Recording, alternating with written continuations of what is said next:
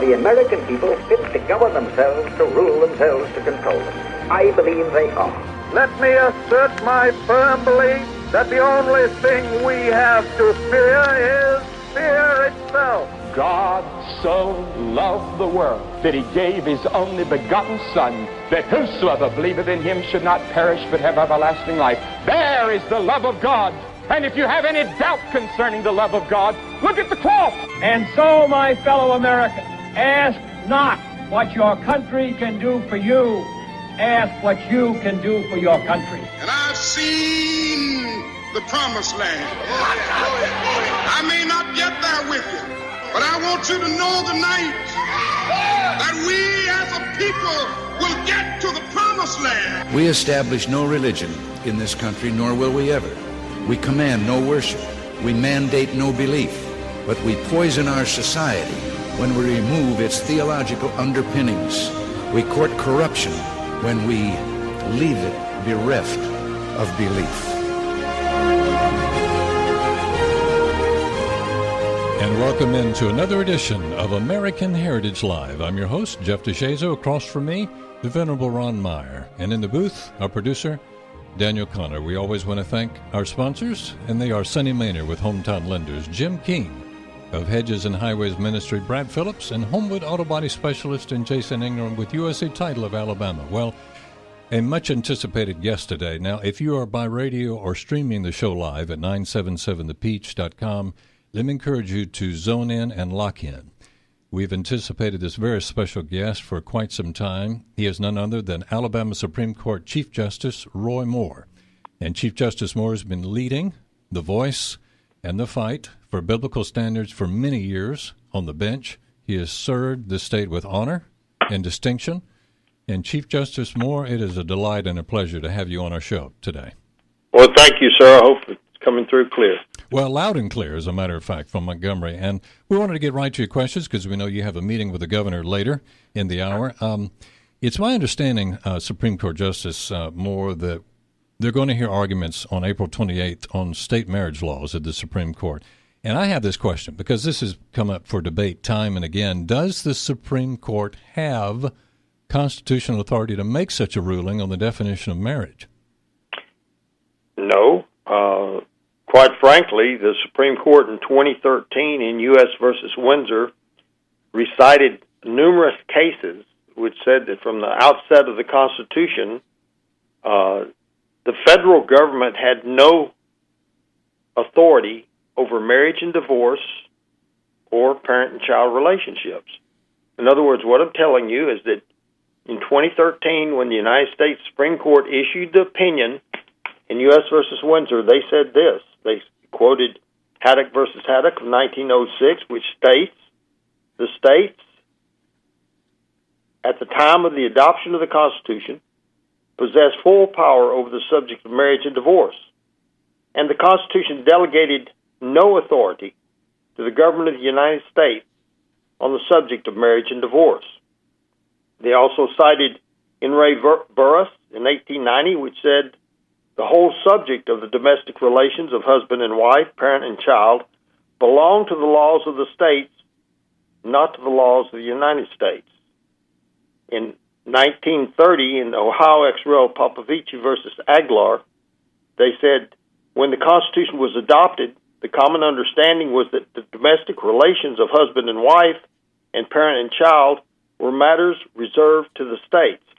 All three of these cases and the United States Supreme Court in 2013 stated basically that the subject of marriage was outside the jurisdiction of the federal government.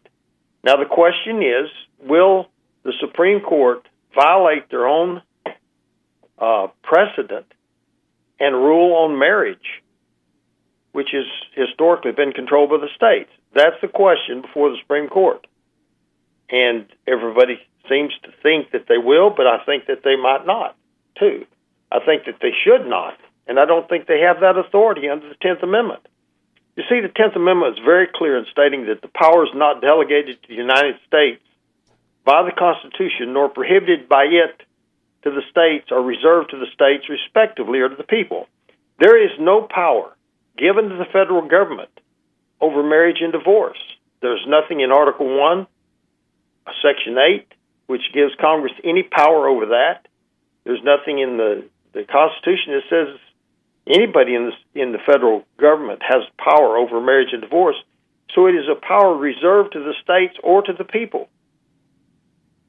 All right, the question I have then, Chief Justice, is how in the world did we come to this point where there is this consuming thought pattern that the Supreme Court does have the authority and does have the right to make such a ruling? How did we get to this point?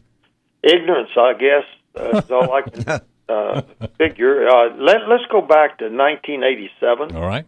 In the case of Bowers versus Hardwick.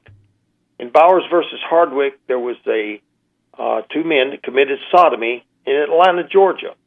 And the case went up before the United States Supreme Court. And the United States Supreme Court said, quote, there is no power, or also quote, the Constitution does not confer a fundamental right upon homosexuals to engage in sodomy. They weren't talking about marriage at that time, but they did say this, which is kind of instructive. Talking about the 5th and 14th Amendment, they said, there should be, therefore, great resistance to expand the substantive reach of those clauses, particularly if it defines or if it requires redefining the category of rights deemed to be fundamental. Otherwise, the judiciary necessarily takes to itself further authority to govern the country without express constitutional authority. And that's basically what it is. It's governing the country without express constitutional authority. I'm answering your question according to their own words, not according to my thoughts. Okay. This is exactly what they said in Windsor, and it's exactly what they said in Bowers 1987. They said when you go there, if you go there, it requires redefining the category of rights deemed to be fundamental.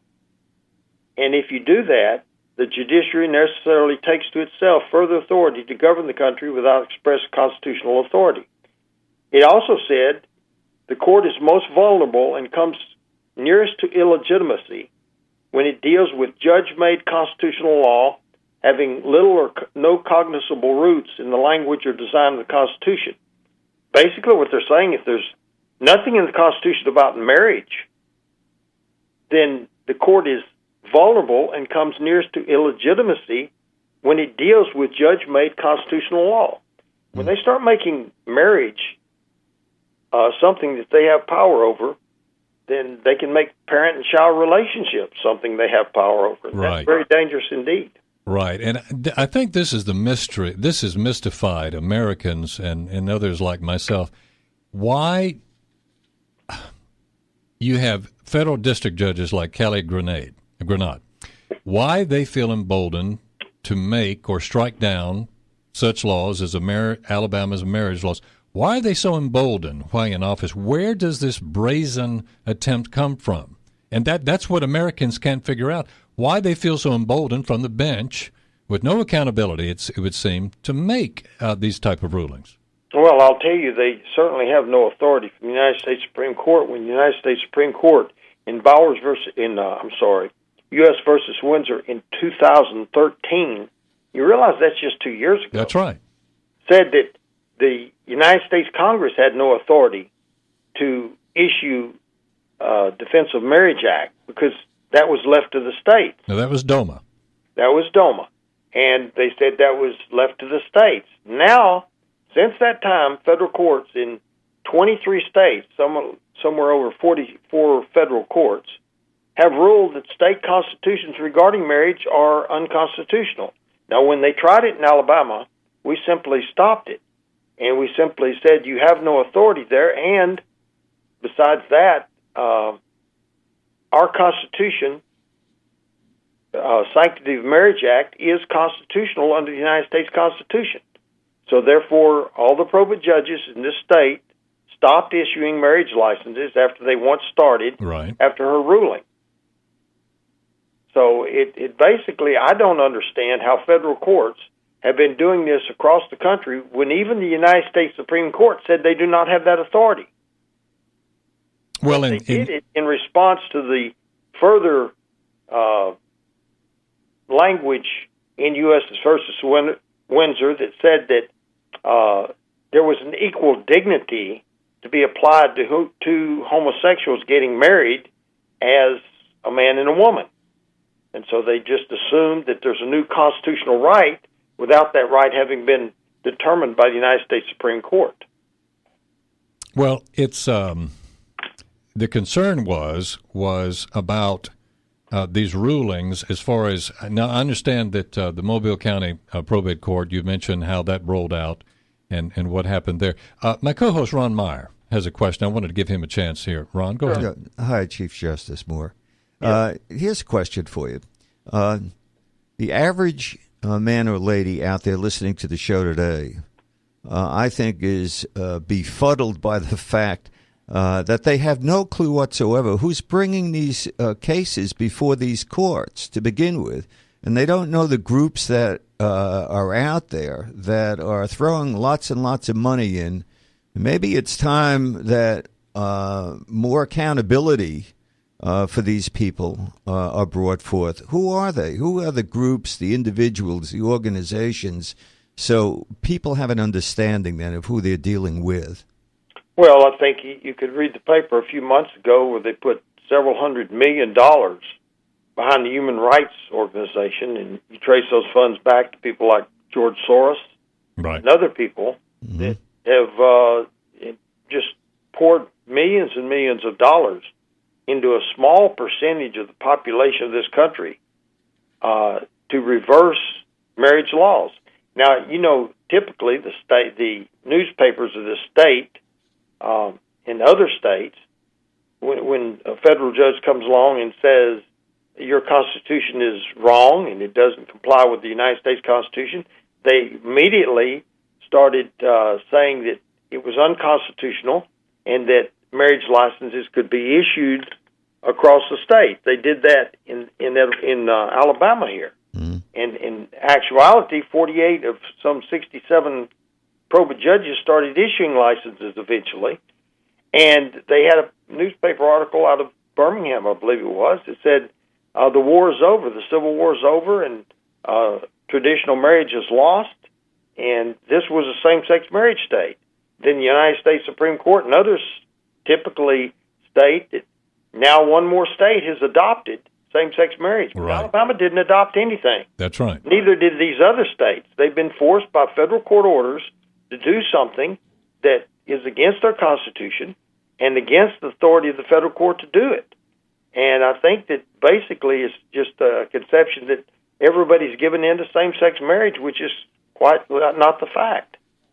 And it needs to be said, Chief Justice Moore, that these states that you mentioned, 23 plus, that now have same-sex marriage laws on the books, or where the judges have made rulings on this in these states, none of these states had any vote. The citizenry had no vote about this whatsoever. So there's a myth being propagated out there. I call it the propaganda machine, and it's a big one, that's pushing this notion that these states, we've all voted for this and accepted. Right. 39 states out of the United States have accepted this. That is not the case. Like you just said, it was forced on the root. There have only been 3 states to adopt it by referendum. That's Maryland, Maine, and Washington. And only in those states have the people voted. In a few states, 7 states to be exact, I think, the legislatures have actually adopted that. That's the legislature, representatives of the legislature in that state. In another 23 plus some like 7 federal courts and in 7 state Supreme Courts have adopted same-sex marriage. So you look at it, in about 30 states, it's just done by federal power, federal and state judicial power. Right. And that's just simply wrong. The states have not adopted same-sex marriage. It's been forced upon them. Exactly. And that's what this movement's all about. It's about force. Exactly. So, all right, here's the question then. You have state legislators and you have Congress Right. that seems to be willing to abandon their proper role and simply acquiesce to the Supreme Court rulings, even though they may be unconstitutional. Why is that? Why is this laying down going on before the Supreme Court? Well, it's going on before the federal courts. You saw right here in Alabama. Right. That people just assume that federal courts have that authority.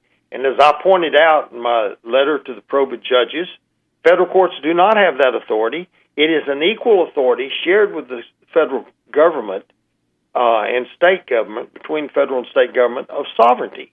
And a state court can determine the constitutionality of its own state court or constitutional amendment. Right.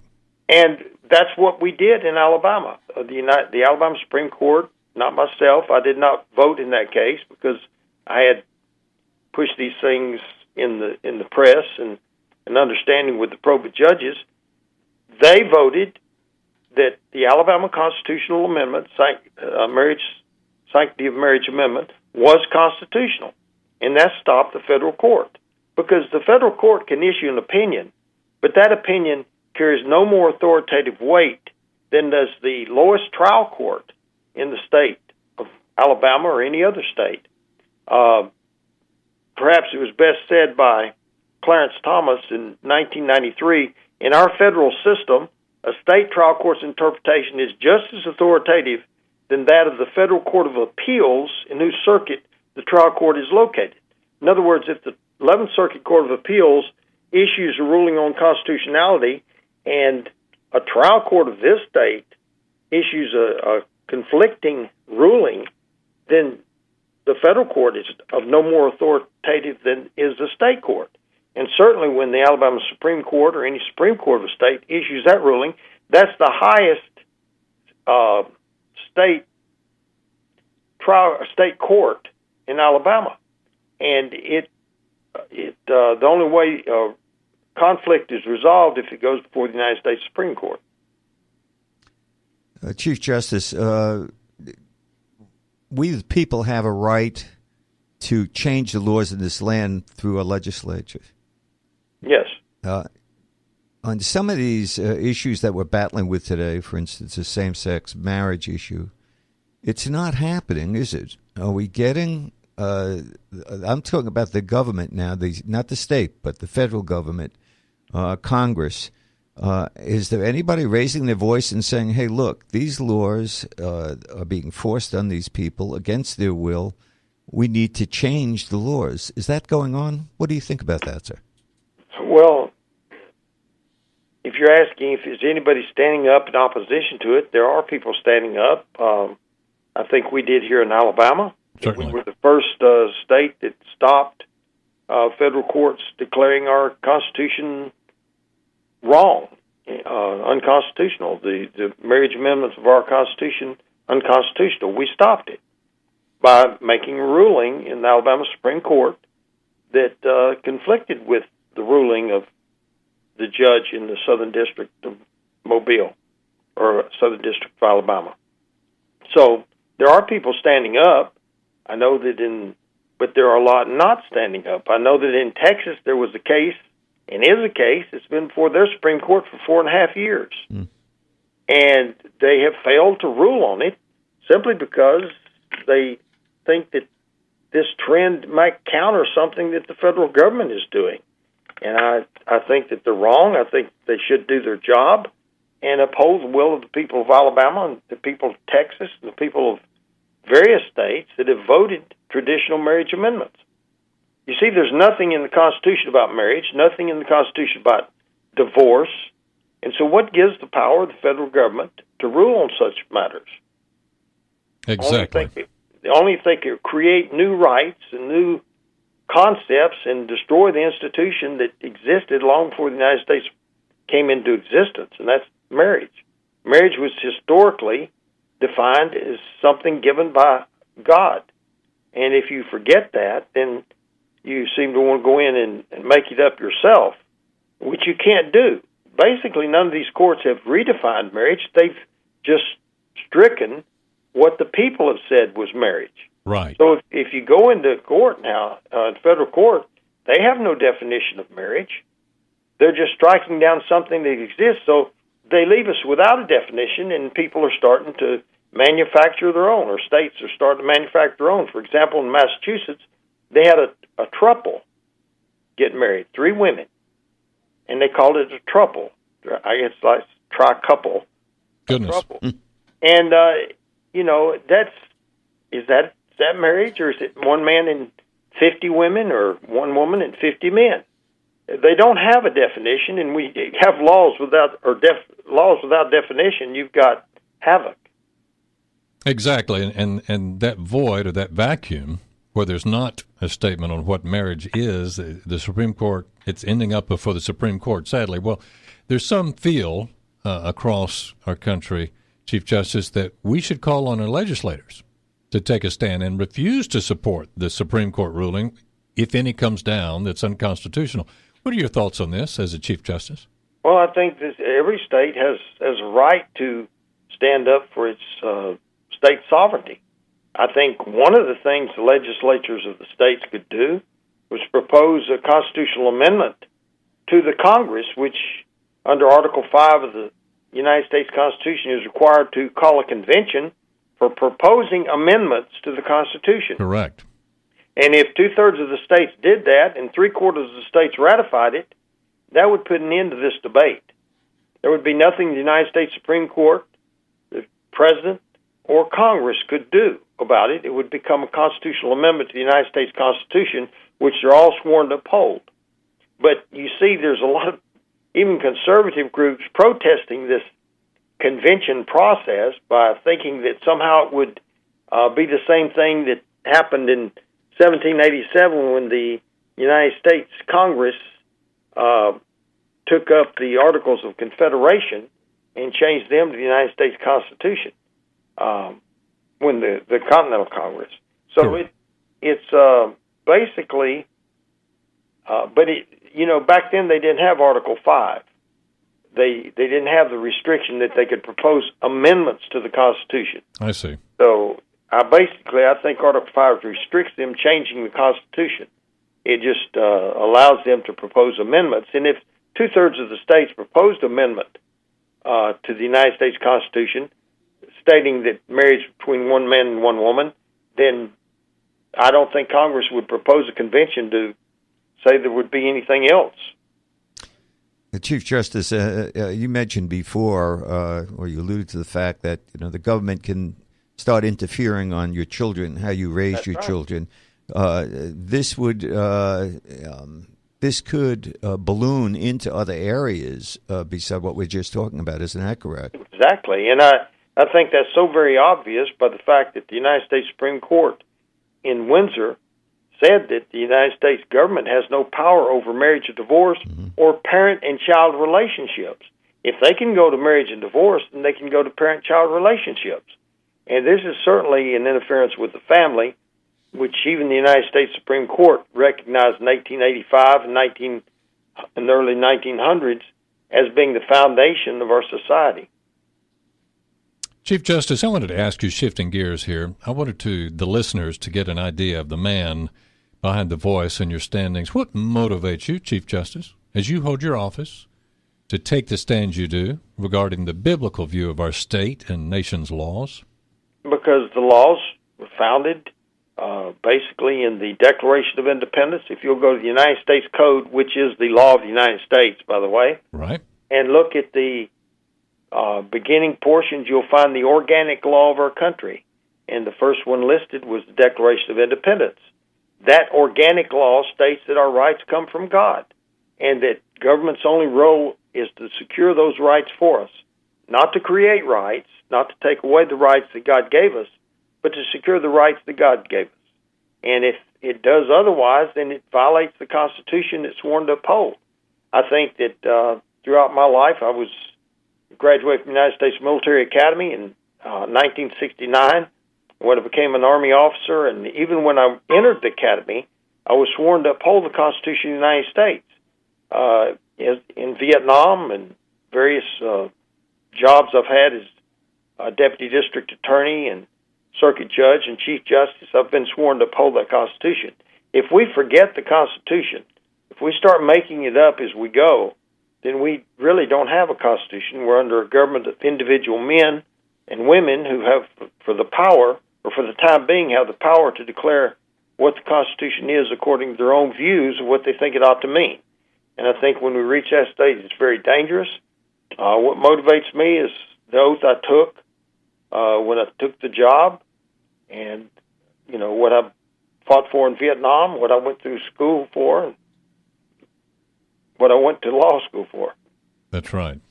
Chief Justice, as a word of encouragement to our listeners, I'm sure you're more familiar with the judges out there today. Are you seeing more judges rising up with that same opinion or not? Well, I do see judges that, not many judges handle the constitutional issues, but here on the Supreme Court, we have judges that stood up to state that marriage between man and woman. They certainly did. And did so unashamedly. And I think that they were correct in what they did. Their order was very clear, and I think it was well-reasoned. Chief Justice, finally, one of our last questions here I wanted to ask before we let you go. What can you say to our listeners to inspire them who feel that they no longer have a hope, and they no longer have a voice in government? What do you want them to know? What one thing can you tell them right now? Well, I think God's still in control, and He blessed us with the United States Constitution, and it restricts power of federal government, and all we got to do is look to the Constitution and look to God, who gave us that Constitution, and I think He will control the situation. Well, Chief Justice Moore, we won't keep you any longer. We know that you have an important meeting following the show, but I just wanted to take a moment and personally, I wanted to thank you personally for your stand, long-serving stand for not only the state of Alabama's Constitution, but for just the laws of Scripture and what this nation was founded on. And on behalf of American Heritage Live, we're very grateful to you for your honor, for your service not only to our nation in the military, but also in your office. And we promise you, we are praying for you for God's wisdom and blessing on you and your office. Well, thank you, sir. I appreciate it. Thank you, Chief Justice. Thank you, Chief Justice, very much. Yes, sir. You've been listening to the voice of Alabama Supreme Court Justice Roy Moore, who served this nation with great honor and great distinction. It's been our delight to have him on the show. When we come back from the break, we'll be having State Representative Matt Fridy with us. Don't go away. And if you need to stream the show and step away, you can stream it on 977thepeach.com. We'll be back. How you lived, how you died, love is sacrifice. So let my life be the proof of your love. Hi, everybody. This is Jeff DeShazo, host of American Heritage Live. I'd like to tell you about my real estate business with Keller Williams Realty. For the past 17 years, I have been serving the greater Birmingham area. When it comes to life's experiences, few areas give more satisfaction than owning your own home. This is a part of the American dream. Perhaps you own a home and would like a free comparative market analysis before you list it to sell. Or you may need to downsize or need a larger home. Whether you're a first-time home buyer or considering buying a second home for your family vacations, whatever your needs are, I invite you to call me today at 205-223-7653. Or you can visit my website at jeffdeshazo.com. That's Jeff, DESHAZO.com. And there you can request free listing alerts for any houses you like to be sent to you. I'd also like to send you my free mobile phone app for your smartphone where you can search for houses over your phone. Please call me today at 205-223-SOLD. That's 205-223-7653. 223-7653. And together, we'll make real estate your estate.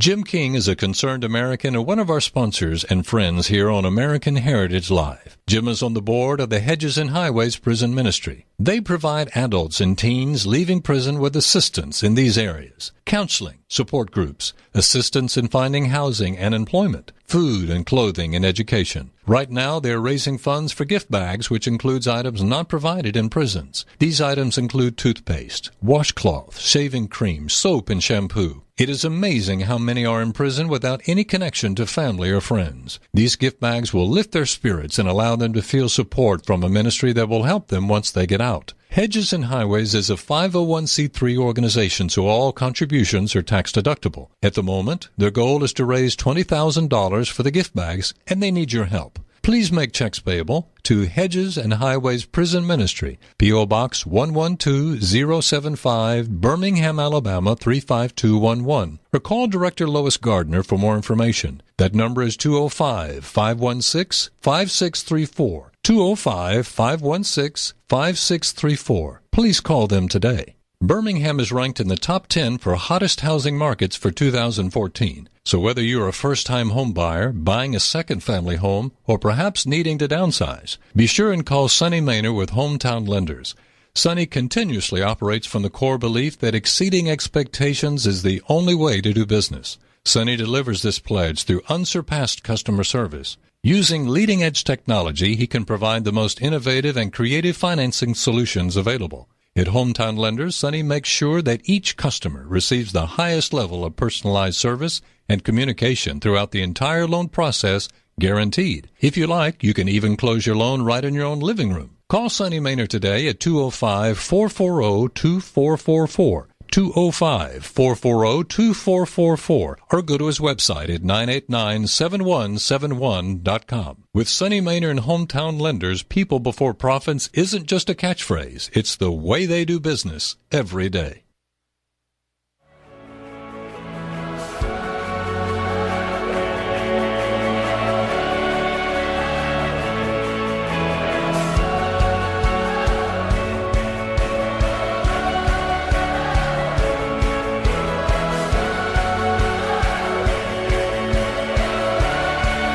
Welcome back into American Heritage Live. I'm your host, Jeff DeShaza. With me is co-host Ron Meyer, and in the booth, Daniel Conner. We just had a superb interview with Alabama Supreme Court Chief Justice Roy Moore. Hope you didn't miss it. If you did, you can go to our archive page at Facebook, American Heritage Live, and just click on the YouTube channel tab, and you can catch up on all our archive shows there. And tremendous interview for the first half hour, and it has been a delight to have the Chief Justice on. We want to have him back. We've been trying to get him for some time, and we honor his visit. It was tremendous. And with us now is State Representative Matt Fridy, a frequent guest and a friend of our show. And we call him our constitutional scholar because he speaks to us what we do not know. Hey, Matt.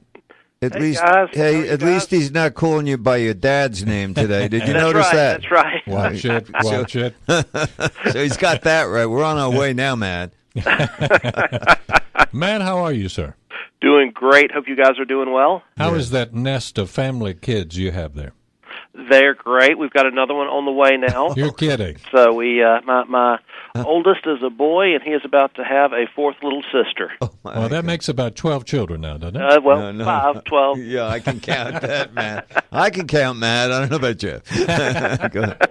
That's tremendous. Well, you got to hear the interview with Chief Justice Moore, and as we mentioned, we like to have you on the show, Matt, to break down for us what's happening in regard to the issues and the culture of the day as it reflects on our Constitution. Now, I thought Chief Justice did a marvelous job of hitting a home run on the issues that we brought up to him. So right now in the news, as you know, through the Mobile County probate court situation with District Judge Grenade, where she tried to strike down Alabama's marriage law concerning same-sex. You heard what the Chief Justice said.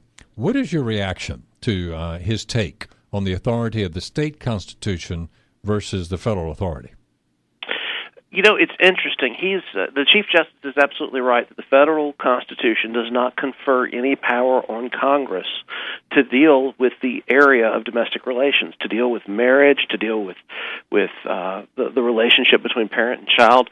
Congress simply doesn't have the authority in Article 1 granted to it to make law in this area. Now, where I think I part somewhat from the Chief Justice and his approach is, I think he kind of ends there with it's not in the Constitution, and that's correct so far as it goes. But there is a 14th Amendment to the U.S. Constitution, and what it says is that no state shall deprive any person of life, liberty, or property without due process of law, nor deny to any person within its jurisdiction the equal protection of the laws. So there has been a history of the U.S. Supreme Court in interpreting and applying Section 1 of the 14th Amendment to the states to issue rulings in the realm of domestic relations. One of the most famous examples is a case called Loving versus Virginia, and that was a case from 1967. It was a landmark decision. Prior to 1967, a number of states had anti-miscegenation laws, which said a black person cannot marry a white person and vice versa. Blacks could only marry blacks, whites could only marry whites. And the U.S. Supreme Court, these two individuals, filed a lawsuit against Virginia to have a black individual, white individual married, filed a lawsuit against Virginia to have that struck down. And the U.S. Supreme Court, when the case made it up to the U.S. Supreme Court, it ruled in a 9-0 opinion that Virginia's law, anti-miscegenation law, violated the 14th Amendment to the Constitution. Yeah, explain what miscegenation is. Not everyone knows what that term means. This is when people of different races marry. Interracial marriage, that's right. Interracial marriage, that's exactly right, and there were laws that prohibited that. Mm-hmm. What the U.S. Supreme Court said, I think, was very interesting. In that case, I'm just going to read one small bit of it. Marriage is one of the basic civil rights of man, fundamental to our very existence and survival. To deny this fundamental freedom on so unsupportable a basis as the racial classifications embodied in these statutes, classifications so directly subversive of the principle of equality at the heart of the 14th Amendment, is surely to deprive all the state citizens of liberty without due process of law. The 14th Amendment requires that the freedom of choice to marry not be restricted by invidious racial discrimination. Under our Constitution, the freedom to marry or not marry a person of another race resides with the individual and cannot be infringed by the state. So there is a history in applying our Constitution of the U.S. Supreme Court stepping in and correcting wrongs by the state with regard to marriage and with regard to parent-child relations. Certainly. The question here is not whether Congress has the authority, but whether the fundamental right to marry includes the right of same-sex couples to marry. Now, I think one of the things that's very interesting, a lot of the folks who are pushing same-sex marriage point to this Loving versus Virginia opinion as a basis for why they should be allowed to marry as well, and they overlook a very important aspect of that case. Which is? What I just read to you, marriage is one of the basic civil rights of man, fundamental to our very existence and survival. Now, why is marriage fundamental to our very existence and survival? Not because it's two people who love each other and pledge their lives to one another. Not because they plan to exclude all others, but it adopts a conjugal view of marriage, which is to say that marriage is more than just two people love each other. It's two people love each other, commit to each other forever for the purpose of having offspring and raising those offspring in a stable environment where they will know two parents. Matt, but now you're getting people that are same-sex relationships that are having children either through adoption or through, isn't it fertilization? Isn't that the process they're using? That's true to a very limited extent. You don't really see that happening very much. I mean, let's keep in mind that less than 2% of the population identifies as part of the LGBT community as gay or lesbian. Mm-hmm. So you're talking about a very small percentage. The percentage of those who want to marry is even smaller, and the percentage of those who want to marry and have children is even smaller than that. So you're not talking about a significant number of couples out there who want to marry and have children. One of the things about the conjugal view of marriage is that it defines all of how society has treated marriage and the rules that we have in place, the social norms we have in place regarding marriage. So, for example, we limit marriage to two people. Well, why do we do that? We do that because the marital act is complete with just those two people. It requires no third person. Male and female are incomplete. When those two are together, they complete one another for the purpose of creating life. So we don't allow a third person in or a fourth person in. You know, one of the things about marriage, one of the social norms about marriage is that it's supposed to be forever. Well, why a lifelong commitment? Because that's what creates the environment in which to have offspring and raise offspring with stability. So marriage is not typically supposed to be something that lasts 3 years, 4 years, 5 years. Right. Marriage is supposed to be forever, till death do us part. And that's the reason for that social norm. That's why we say male and female, and not male, male, or female, female, because the purpose of marriage, its underlying function, is for the human race to survive, to exist, to carry on. Well, let's do this. Let me go ahead and let us take a break at this point. You're listening to American Heritage Live and State Representative Matt Fridy. That's who you've been listening to. And by the way, if you'd like to sponsor the show, if you're in business, why don't you call me today at 205-223-7653. If you're a businessman or if you're a private individual and you'd love to sponsor a show like this, we'd love to have you so we can further the show and grow it and have on other guests like State Representative Matt Fridy and State Supreme Court Chief Justice Roy Moore. 223-7653 is my number. You're listening to American Heritage Live. We'll be back.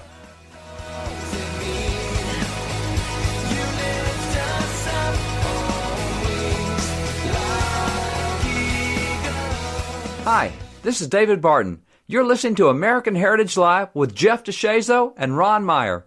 Friends, have you been in a car accident recently and need to get some body work done, or do you need a new paint job for that favorite car? Then write this down. Homewood Auto Body Specialists. That's where you need to go. They are locally owned and have been in business for over 23 years. Brad Phillips is the owner and Hubert Underwood is the manager. Most of the staff have been with Brad for over 20 years. Homewood Auto Body Specialists are located at 96 Robert Jemison Road in Homewood. A member of the Better Business Bureau, they service foreign and domestic cars and are ICAR and ASE certified. And yes, they'll provide free estimates. Their equipment is state-of-the-art to handle all of your collision-related work, and the staff trains constantly to stay up to date with all the latest techniques. All services are guaranteed as long as you own your car. They are a direct repair facility and do business with most all insurance companies. They're open Monday through Friday, 7:30 a.m. to 5 o'clock p.m. Call them today at 205-941-2410. 205-941-2410. That's Homewood Auto Body Specialists.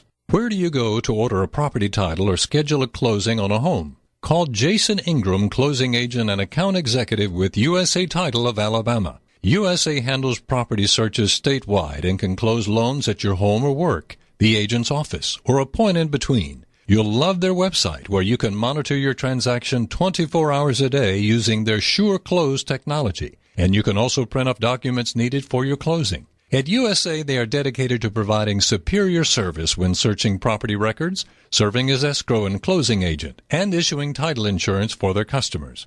USA is also a great asset for buyers and sellers and real estate agents that are looking for a flexible partner that can close anywhere. Call Jason Ingram today with USA Title of Alabama at 205-876-1560. 205-876-1560 for your title and closing needs, or just go to their website at usatitleal.com.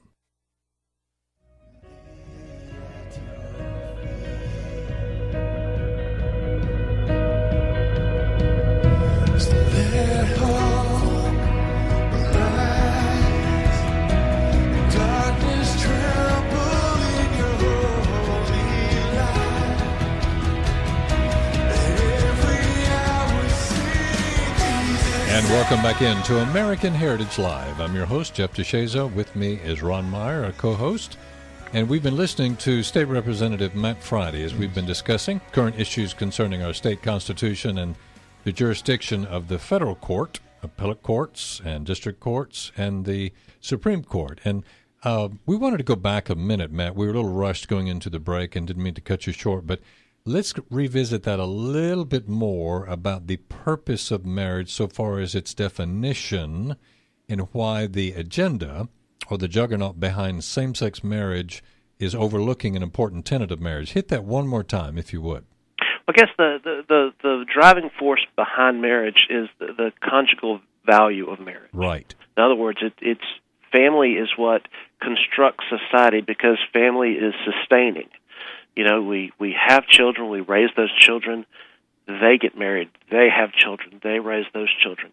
Marriage is about creating the atmosphere of stability for the continuity of society, for continuing the human race. That's what's fundamental about marriage. I mean, no one could legitimately argue that marriage, as it was originally conceived 50 centuries ago or 40 centuries ago, had at its root anything other than procreation and the conjugal view of marriage. So that's why we have marriage, and that cannot legitimately be disputed.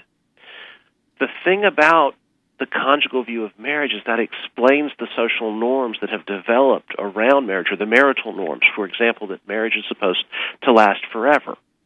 That when we say those vows include till death do us part, richer and poorer, sickness and health. Marriage is supposed to last forever. Why? To create the atmosphere in which we can have the stability necessary to raise children. If that's not what it's about, why do we need to pledge to stay with each other forever? Matt, when we went to the break, thought occurred to me that if you're looking at the law that we were talking about earlier, though, where is the dividing line between interpretation and specifically what the law is stating? Because I agree with you, by the way. I'm not disagreeing with you. But what I'm saying is that, and now you've got this issue that's being raised about same-sex marriage. And obviously they're looking at the written law and not the interpretation. So, like, where is, are we just talking about interpretation right now? We're not talking about what's in the law. Well, the interpretation, for example, of marriage defines why we've put certain things in the law. For example, we don't allow certain people to. We don't allow you, for example, to marry your uncle. Right.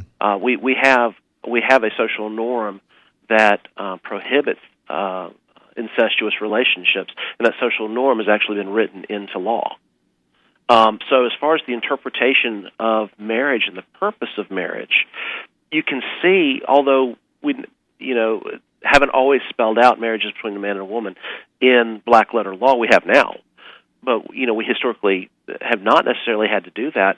But you've seen a lot of our social norms develop around the idea of marriages between one man and one woman.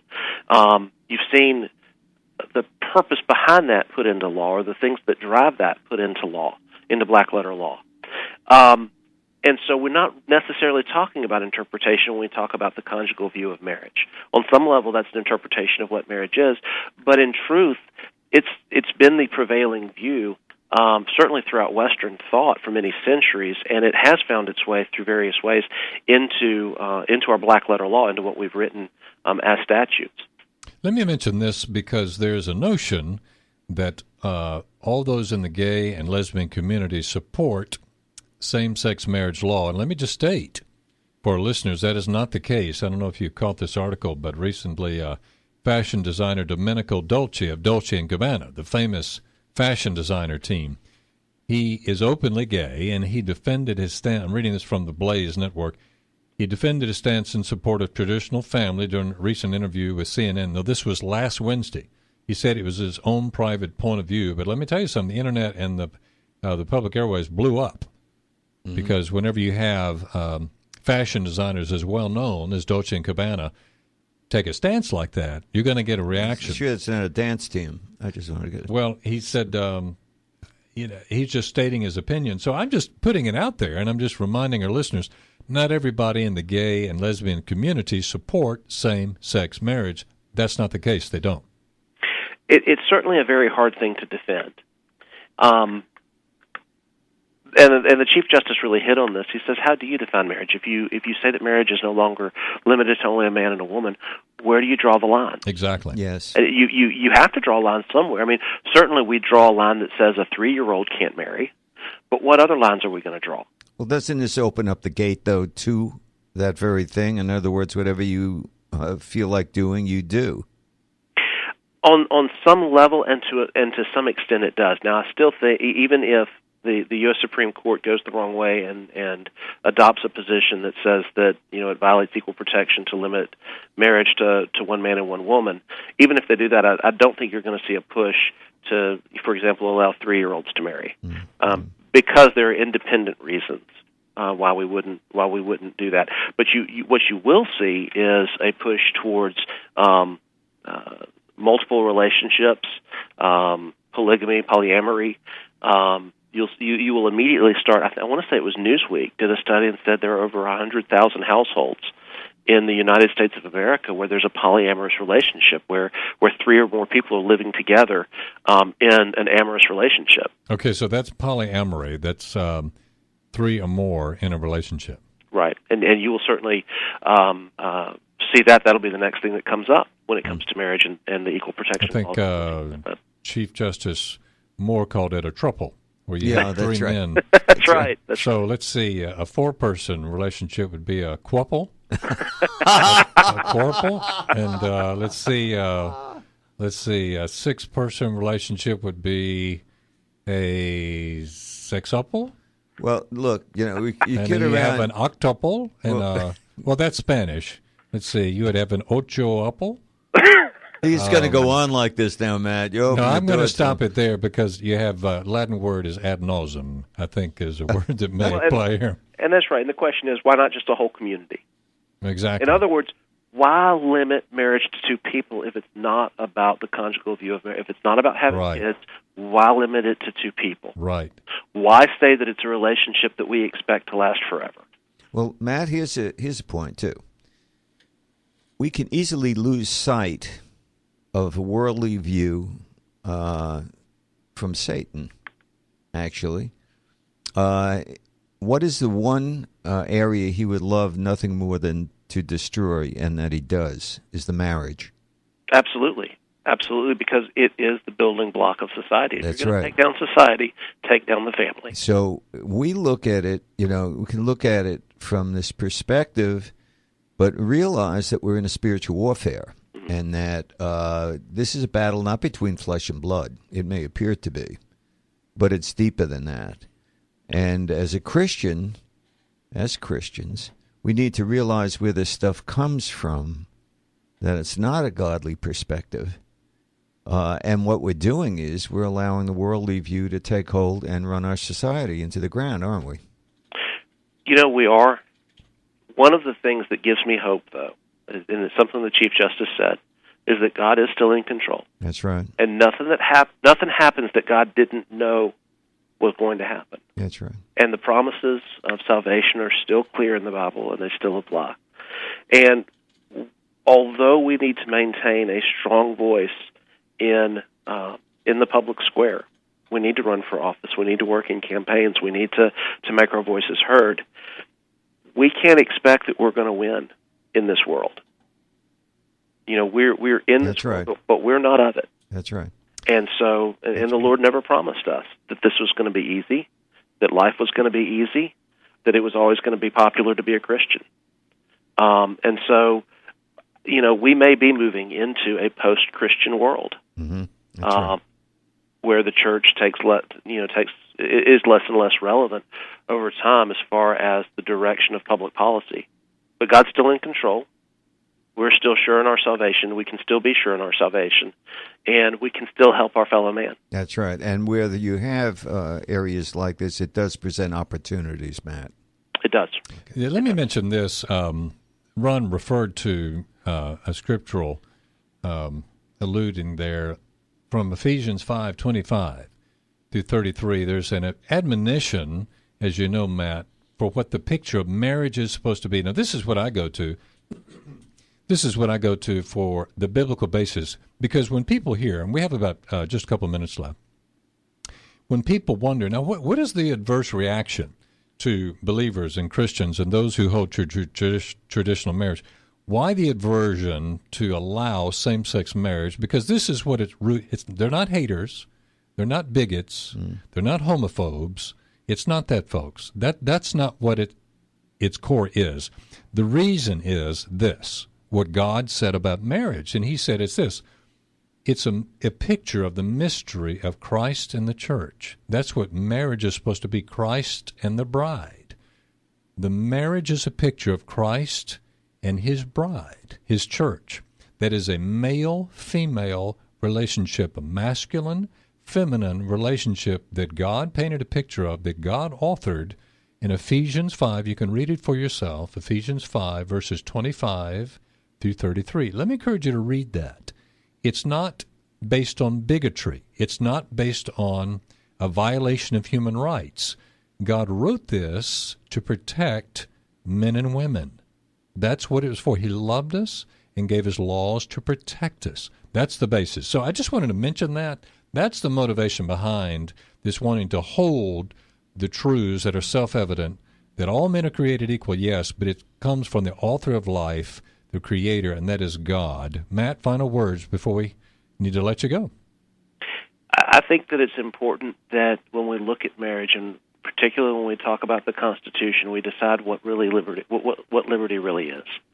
And unfortunately, we've moved away from really studying what liberty is and what the Constitution really protects, to turning it into a document that says, hey, if it feels good, do it, and the Constitution protects me in doing it. So I wish there was more intellectual honesty in the arguments and in the debates, and hopefully as we get closer to the oral arguments, you'll start to see some more from the media where they actually begin to question the pop culture prevailing view of same-sex marriage and realize what it really is an attempt to redefine marriage that scatters it of its importance and limits its relevance to society to the detriment of society. Well, man, I'm going to get you to do me a favor and us a favor before you go. Just briefly remind the listeners why their voice is important and that they do have a voice and what they can do as a citizenry, a voting republic, to make their voices heard on these matters. What can they do? What recourse do they have? On every level of government, you can be involved. You can show up at meetings and let your voice be heard.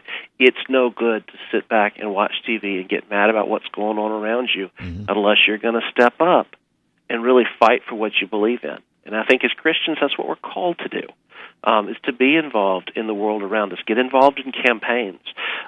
If you're a Republican or a Democrat, get involved with your party. If your passion is for city issues and local issues, go to your city council meetings. Run for city council. Go to the county commission meetings. Run for county commission. Be involved and make your voice heard. Well, you've been listening to the voice of State Representative Matt Fridy. Matt, it's always a pleasure having you on the show. Yes. We'll have you back often, sir. I look forward to it. Thanks, and we'll Matt. be praying for you. God bless you and your lovely family. Thank you. Bless you. And all the best to you on the new edition. That's right. That's right.